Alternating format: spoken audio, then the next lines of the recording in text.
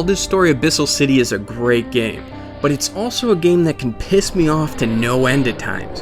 It has great combat and a stunning audio and graphical presentation, but it's also easy to nitpick with obvious flaws in an otherwise superb action platformer. So let's start with the good and then get to the badass, and we'll work our way through the ugly as we go. Valdis Story's narrative is good, but never great and always fairly straightforward and simple. In short, there was once a goddess named Valdis who had two daughters, Marigato and Alagath. The daughters battle one another for power, and to fuel their army, they use human souls to create their minions. Marigato uses the souls to create demons, and Alagath creates angels. You control one of two characters who's caught in the middle of this war. While their ship is sailing, a strange creature attacks and sinks the ship, causing the crew to fall into a secret, ancient, sunken city protected by a magic barrier. The barrier itself prevents the goddesses from entering the city, but their minions are able to enter, and they're searching for artifacts of power to sway the war in their favor. Mainly, you adventure across the Abyssal City to find your missing crew while running errands and unveiling the mysteries of angels, demons, and the power within mankind. So now that the stage is set, let's talk about why this game is badass.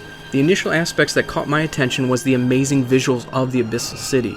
The beautifully hand-drawn sprites and the animations fit together perfectly with the pastel tones and the striking backgrounds and unique character designs. The fantastic soundtrack elevates the presentation as well, with beautifully somber moods in the downtime and awesome battle music during the intense combat. Which brings me to the next aspect of what makes Valdis Story so great: killing stuff.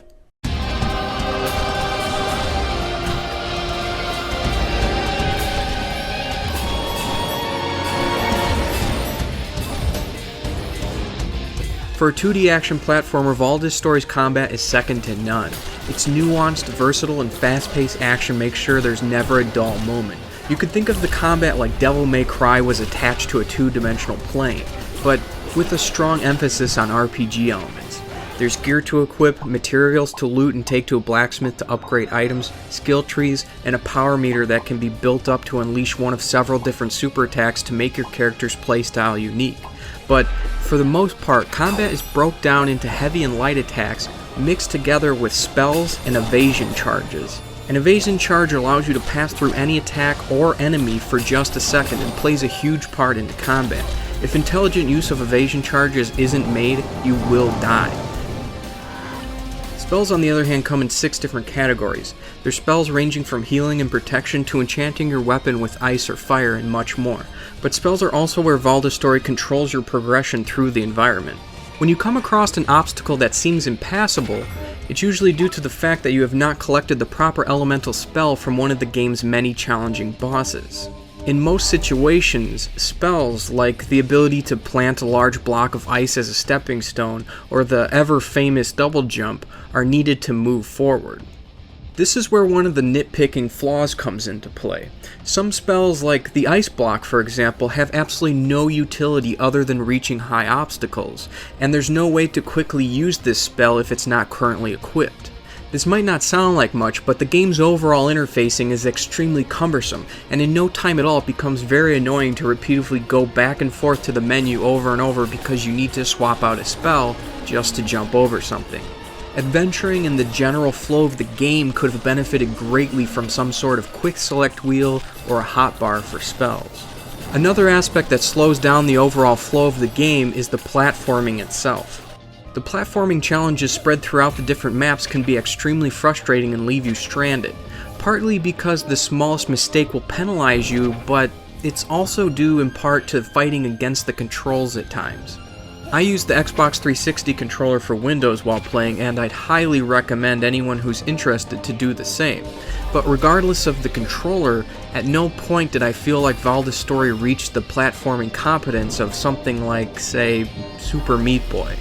Trying to overcome a simple, single-moving platform or passing through a magic barrier just in the nick of time can be infuriating, but it's all definitely surmountable. The troublesome platforming moments in combination with the obtuse interfacing and spell usage problems slow down and work against the high-octane, fast-paced action that Valdis Story captures so fantastically. These issues are not game-breaking by any means, but they're definitely aspects that could be improved upon.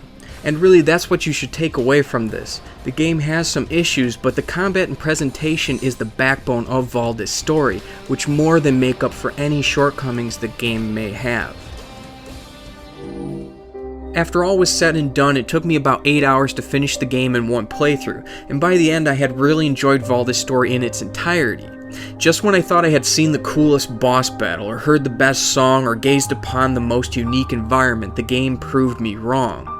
And as far as the story is concerned, the ending did seem to arrive abruptly, and I was left hungry for more, but that's not a bad thing because there's still 2 more characters to come as free DLC, and each current character brings unique aspects to the story, and they have their own spells, skill trees, and gameplay styles to encourage multiple playthroughs. So, overall, Valdis Story Abyssal City is an adventure worth taking, definitely in my book.